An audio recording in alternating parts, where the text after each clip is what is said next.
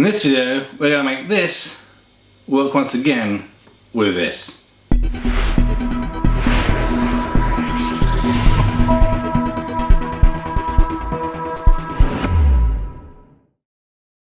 Okay, so all of you that fly FPV, I'm sure you've done this before.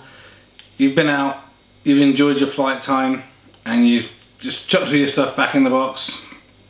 And, you know, depending on how busy you are, days or weeks or maybe even months go by, and then you say, right, time to do some flying again.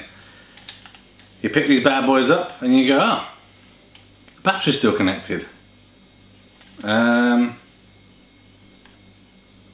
not working.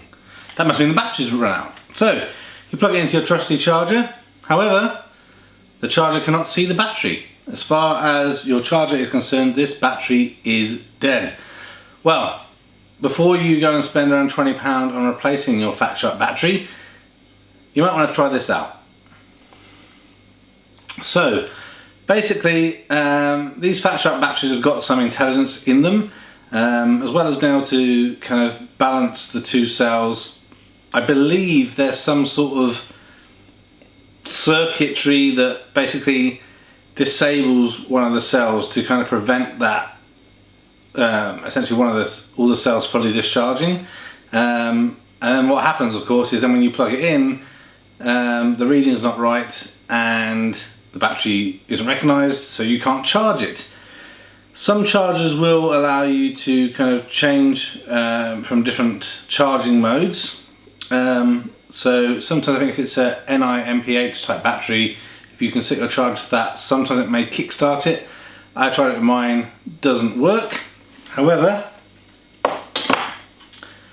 with the joys of this, the 9-volt battery, and about a minute and a half of your time, hopefully you can bring this thing back to life. So this is really just a quick video. So before, like I said, before you go and spend that £20, just try this out.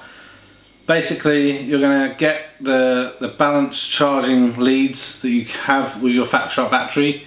You're going to connect them very carefully to the minus and positive parts of the battery. So the minus is the larger hexagonal side, and the plus is the smaller round one. Make sure you put the connectors on the inside. I always connect the negative first, then the positive, and then remove the positive, then remove the negative. What you need to do is just hold this in place for around a minute and a half to 2 minutes, and if all has gone well, now the battery's kind of gone out of, I don't know, fail mode, and you should be able to start to charge that battery again.